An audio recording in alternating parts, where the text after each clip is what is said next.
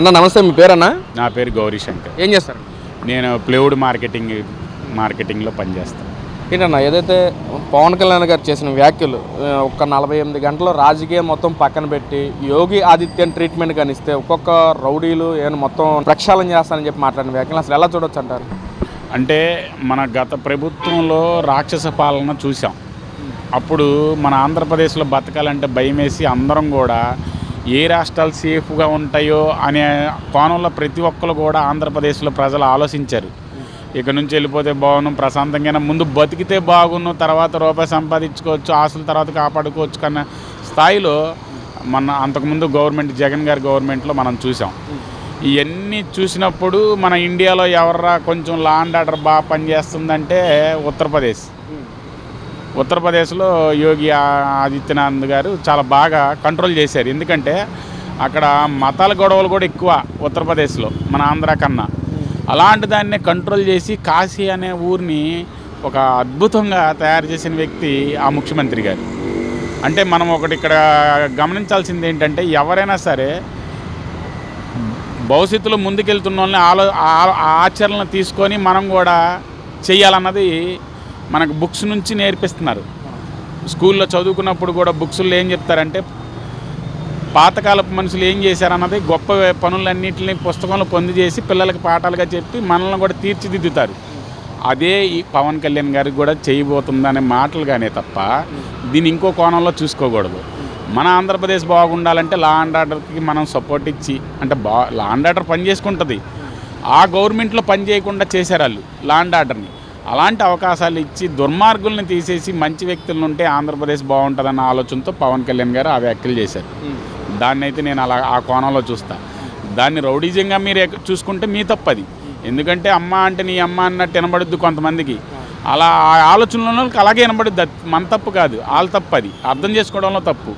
కనుక పవన్ కళ్యాణ్ గారి వ్యాఖ్యలు ఇంకా చేయొచ్చు. ఎలా అంటే, అలాంటి వాళ్ళు ఇంకా పోలా. ఇక్కడ జగన్ వెళ్ళిపోయినాక ఆంధ్రప్రదేశ్లో వాళ్ళ బ్లడ్ కొంచెం ఉంది. అంటే వాళ్ళ కులం అనట్లే నేను, ఆ మైండ్, ఆ పిచ్చి చేష్టల మైండ్లో చాలామంది ఉన్నారు. కనుక వాళ్ళందరినీ తీయాలంటే కొంచెం టైం పట్టుద్ది, లా అండ్ ఆర్డర్కి కూడా కొంచెం టైం పట్టుద్ది.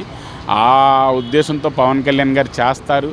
మాకు ఆ నమ్మకం ఉంది. ఆంధ్రప్రదేశ్లో ఈ కూటమి గవర్నమెంట్లో కీలకమైన వ్యక్తి ఎవరైనా చంద్రబాబు నాయుడు గారు ముఖ్యమంత్రి. ఆయన చాణక్యుడు. ఫ్యాక్టరీలు ఎలా తావాలి, కాలేజీలు ఎలా తావాలి, ఇవన్నీ కోణం. ఇలాంటి వాళ్ళందరినీ కంట్రోల్ చేయడానికి మా పవన్ కళ్యాణ్ గారు అని మా నమ్మకం. అంటే పక్కన దాన్ని కూడా పేరునాని మాట్లాడుతూ, నువ్వు ప్రక్షాళన తర్వాత చేద్దు కానీ ముందు నీ శాఖలు నువ్వు సరిచూసుకో అని చెప్పి కూడా పేరునాని మాట్లాడుతా. ఏం చెప్తారు దాని గురించి? ఈయన కాంగ్రెస్లో కూడా వాళ్ళ నాన్నగారి కానుంచి రాజకీయాల్లో ఉన్నారు ఈ పేరుని నాని అన్నోళ్ళు. అంత సీనియర్ అయ్యి ఏమీ తెలియని బచ్చా మాటలు మాట్లాడితే చాలా తప్పు. ఎందుకంటే వాళ్ళు చాలా గౌరవమైన, వాళ్ళ నాన్నగారికి చాలా గౌరవం ఉంది. ఎవరు పేరుని నాని. ఆ గౌరవం అంతా మంట కలిపే వ్యక్తి, ఆయన కడుపులో చెడబుట్టిన వ్యక్తి పేరుని నాని. ఎందుకంటే అంత గౌరవం ఉన్న వ్యక్తులు ఇలా చీప్ మెంటాలిటీ మాటలు మాట్లాడకూడదు. నేను మాట్లాడాను అనుకోండి, పెద్ద లెక్క ఉండదు. ఆయన అలా కాదు, ఒక హోదాలో ఉండి, ఒక గవర్నమెంట్లో ఉండి ఇవన్నీ చేసిన వ్యక్తి. ఏమండి, పవన్ కళ్యాణ్ గారు శాఖలు పనిచేసుకోమంటారా? అసలు మీ గవర్నమెంట్లో 5 మందికి ఉప ముఖ్యమంత్రి ఇచ్చారు. ఎవడైనా తెలుసా ఉప ముఖ్యమంత్రి అంటే? ఇండియా కాదు, ప్రపంచంలో ఉప ముఖ్యమంత్రి అంటే ఏంటన్న విలువ తెచ్చే వ్యక్తి పవన్ కళ్యాణ్ గారు. ఆయన అడవి శాఖ మినిస్టర్ చేస్తుంటే బోర్డర్లో ఒక్కొక్కడు పోసుకుంటున్నారు. అంటే ఈ పదం వాడానంటే అర్థం చేసుకోండి, ఇందులో నేను వాడకూడదు అనేది. కానీ అడవిలో, ఫారెస్ట్లో ఎంత దొంగతనాలు జరిగాయి అన్నీ కంట్రోల్ అయినాయి. కర్ణాటకతోని, తమిళనాడుతోని, మహారాష్ట్రతోని రాష్ట్రాలు తిరిగి ఆ అడవి శాఖ మినిస్ట్రీకి ఒక హోదా తెచ్చిన వ్యక్తి పవన్ కళ్యాణ్ గారు. అలాగే పంచాయతీరాజ్. ఇప్పుడు చూడండి, పంచాయతీరాజులు ఎంతమంది ఎంప్లాయీస్ మొన్న మీటింగ్ చెప్తే ఒక్కొక్కటి కన్నీళ్ళు వస్తున్నాయి ఎంప్లాయీస్కి. మేము 30 సంవత్సరాలు సీనియారిటీలు ఎప్పుడు చూడలేదండి ఇలాంటి భగవంతులు లాంటి వాడిని. ఇవన్నీ మీకు కళ్ళు పోయినాయి అంటే ఒకసారి వచ్చి మా పార్టీలో జాయిన్ అవ్వండి, కూటమిలో జాయిన్ అయ్యి నేర్చుకోండి. మీకు రాకపోతే, మీకు వస్తే అవగాహనతో మాట్లాడండి. ఈ 2 పాయింట్లే. మీకు తెలియకపోతే కూటమిలో వచ్చి జాయిన్ అయ్యి మీరు పని నేర్చుకోండి. మీకు తెలియదు అనుకో, తెలుసు అనుకో, హోదాగా మాట్లాడండి.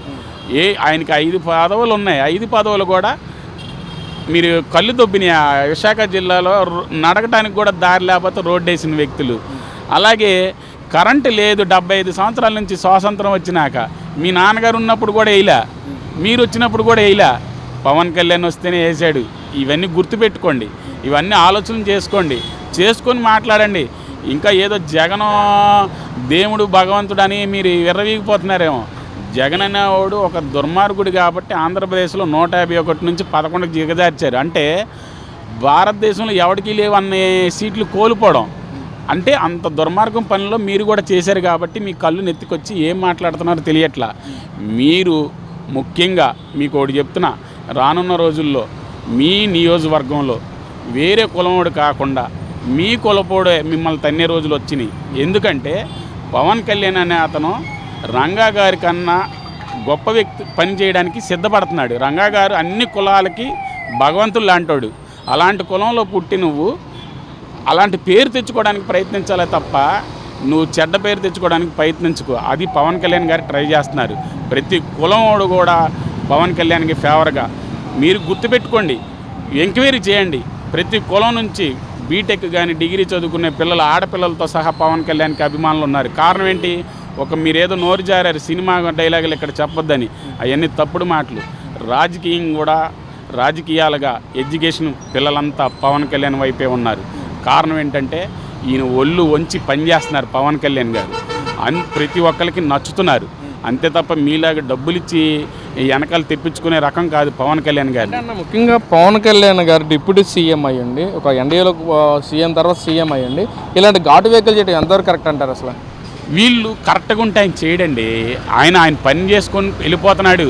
ఆయన ఎప్పుడైనా గుర్తుపెట్టుకోండి, వీళ్ళలాగా ప్యాలెస్లో ఏంటిది తాడేపల్లి ప్యాలెస్లో కట్టుకొని బెంగళూరులో పడుకొని కాదు, ఆయన ఆఫీసులోనే పడుకొని ఆఫీస్ని ఇల్లు చేసుకొని ఒక పిల్లల్ని భార్య పిల్లల్ని కుటుంబాన్ని వదిలేసి వాళ్ళ అన్నదమ్ములను అందరిని వదిలేసి ఈ మంగళగిరి ఆఫీసులోనే పడుకొని ఆఫీసులోనే వర్క్ చేస్తున్నారు.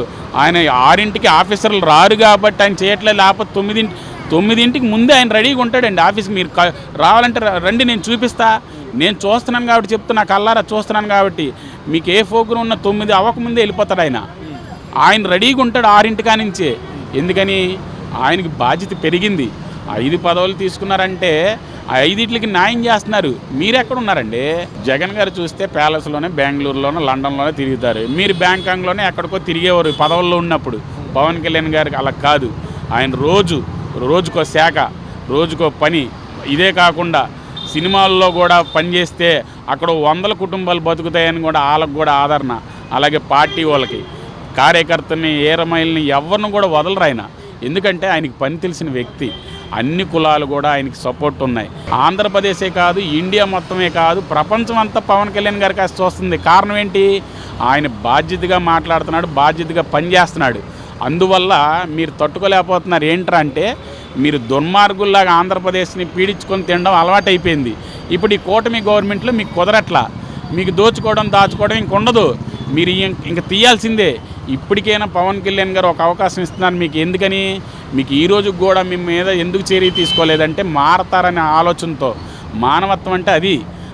మారతారని ఆలోచించాలే తప్ప మీ మీద కేసులు పెట్టి ఏదో చేయాలని కాదు. మీరు మారకుండా ఉంటే యోగి ఆదిత్యనాథ్ లాంటి వాళ్ళని దింపాల్సి వస్తుంది. మీరు కంగారు పడకండి. మీకు ఇంకో సంవత్సరం టైం ఉంది. ఈ లోపు మానవత్వానికి గౌరవించి మారండి. లేదనుకో అందులో మీరు బలవాల్సిందే. ఎవరైనా, మీరైనా నేనైనా. తప్పు చేస్తే తప్పు చేసినట్టే ఉంటుంది. మీరు తప్పులు చేస్తే ఖచ్చితంగా యోగి ఆదిత్యనాథ్ల శిక్షణలో మీరు కూడా బలవుతారని నేను చెప్తున్నాను.